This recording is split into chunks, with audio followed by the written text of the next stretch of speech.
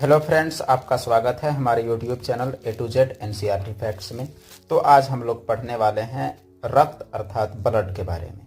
तो जो ब्लड जो हमारा होता है, रक्त एक तरल संयोजी ऊतक है। मनुष्य के शरीर में रक्त लगभग 5 से 6 लीटर तक पाया जाता है।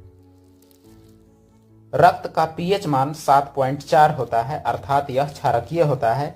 और रक्त का लाल रंग हीमोग्लोबिन की उपस्थिति के कारण होता है। रक्त का लाल रंग रक्त में पाए जाने वाले हीमोग्लोबिन नामक कण की उपस्थिति के कारण होता है। रक्त के कुछ कार्यों को हम लोग जान लें तो रक्त का कार्य होता है शरीर की कोशिकाओं को ऑक्सीजन प्रदान करना और कोशिकाओं से कार्बन डाइऑक्साइड को हटाना। तो रक्त का कार्य ऑक्सीजन का सप्लाई करना और कोशिकाओं से ऑक्सीजन को लाना, ये रक्त का कार्य होता है। रक्त के दूसरे कार्य की बात करें तो रक्त पोषक तत्वों और हार्मोन जैसे ग्लूकोज, वसा इत्यादि का परिवहन करता है। तो रक्त का कार्य है हार्मोन, पोषक तत्व और ग्लूकोज जैसे तत्वों और यौगिकों का परिवहन करना। तो रक्त का यह मुख्य कार्य माना जाता है। रक्त का हमारा तीसरा कार्य है, रक्त शरीर के तापमान को रेगुलेट करता है। और यही कारण है कि हमारे शरीर का तापमान लगभग 37 डिग्री सेल्सियस अर्थात 98.6 डिग्री फ़ारेनहाइट हमेशा बरकरार रहता है। अगर इससे घटे या बढ़े तो बुखार या फिर ठंड लगने की स्थिति बनती है। रक्त का अगला कार्य हमारा है, रक्त में पाए जाने वाले प्लेटलेट्स चोट के स्थान पर थक्का बनाते हैं। तो थक्का बनाने की प्रक्रिया को आप देख सकते हैं कि रक्त चोट वाले स्थान पर किस प्रकार से थक्का बनाने का काम करते हैं। तो जहां पर चोट लगता है वहां रक्त में पाए जाने वाला कण प्लेटलेट्स थक्का बनाने में मदद करता है। रक्त का अगला कार्य है, रक्त अपशिष्ट पदार्थों को, जो शरीर में अपशिष्ट पदार्थ हैं, गुर्दे और यकृत तक पहुंचाता है। तो रक्त का कार्य है अपशिष्ट पदार्थों को गुर्दे और यकृत तक पहुंचाना। श्वेत रक्त कणिकाएं रक्त को रोगाणुओं, शरीर को रोगाणुओं से बचाने का काम करती है, क्योंकि रक्त बीमारियों से लड़ने की क्षमता देता है, पार्टिकुलरली खासकर WBC अर्थात श्वेत रक्त कण। रक्त की संरचना की अगर बात करें तो रक्त में 55% प्लाज्मा होती है और रक्त में रुधिर अणु यानी संगठित पदार्थ 45% होते हैं। तो रक्त में प्लाज्मा 55% और रुधिर अणु 45%।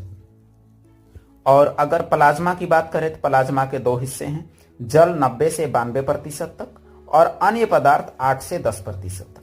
अन्य पदार्थों में प्रोटीन, कार्बनिक पदार्थ और खनिज आते हैं और रुधिर अणु 45%।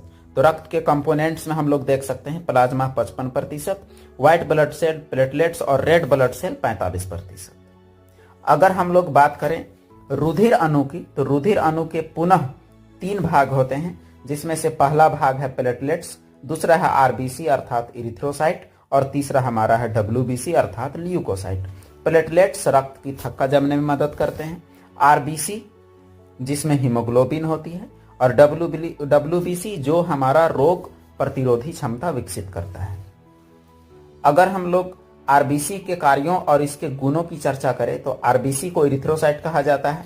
RBC का आकार बाइकॉन्केव अर्थात द्विअवतल होता है, अर्थात यह दोनों तरफ से धंसा हुआ होता है। RBC की कोशिकाओं में केंद्रक का अभाव होता है, इनमें केंद्रक नहीं पाया जाता है।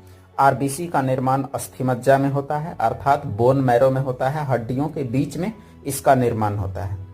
RBC की मृत्यु प्लीहा और यकृत में होती है और इसी कारण प्लीहा को RBC का कब्रिस्तान भी कहा जाता है। RBC के बारे में अन्य फैक्ट्स में RBC की आयु लगभग 120 दिन होती है। RBC का शरीर में कमी होना एनीमिया कहलाता है। स्वस्थ मनुष्य के शरीर में प्रति 100 ml 12 से 16 ग्राम हीमोग्लोबिन का होना अति आवश्यक है और RBC और WBC का अनुपात 600:1 होता है, अर्थात RBC की मात्रा 600 तो WBC की मात्रा 100 पाई जाती है। अगर हम लोग WBC अर्थात श्वेत रक्त कणिका की चर्चा करें तो इसे ल्यूकोसाइट कहा जाता है और इसका रंग सफेद रंग का होता है। तो RBC की तुलना में इसकी संख्या अत्यंत कम होती है और इसीलिए RBC और WBC का अनुपात 600:1 अर्थात एक श्वेत रक्त कण में 600 लाल रक्त कण पाए जाते हैं। WBC की आयु 2 से 6 दिन होता है। WBC का शरीर में कमी होने से रोग प्रतिरोधक क्षमता घटती है। WBC का सामान्य से अधिक होना ब्लड कैंसर कहलाता है, जिसे ल्यूकीमिया भी कहा जाता है। RBC और WBC का अनुपात जैसा कि आप जानते हैं 600:1 होता है। WBC के बारे में जान गए, अब हम लोग प्लेटलेट्स के बारे में जानते हैं। तो प्लेटलेट्स का मुख्य कार्य रक्त का थक्का जमना होता है, जिसे आप बखूबी देख सकते हैं कि चोट लगने पर रक्त का थक्का कैसे जमता है। प्लेटलेट्स का निर्माण अस्थिमज्जा में होता है और प्लेटलेट्स की मृत्यु प्लीहा में होती है। तो ये रहे हमारे भाग, जो कि प्लेटलेट्स और प्लाज्मा, RBC, WBC और प्लाज्मा के हिस्से जल और प्रोटीन इत्यादि, ब्लड के बारे में ये संक्षिप्त जानकारी आप लोगों को कैसा लगा ये आप लोग बताएं, और हमारे channel A to Z NCERT fact से जुड़े रहें। अगर ऐसी ही जानकारी चाहिए तो कमेंट बॉक्स में हमें बताएं कि आपको किस बारे में वीडियो चाहिए, और बाकी ज़रूरतमंदों तक शेयर करें। फिर मिलेंगे अगले वीडियो में। धन्यवाद।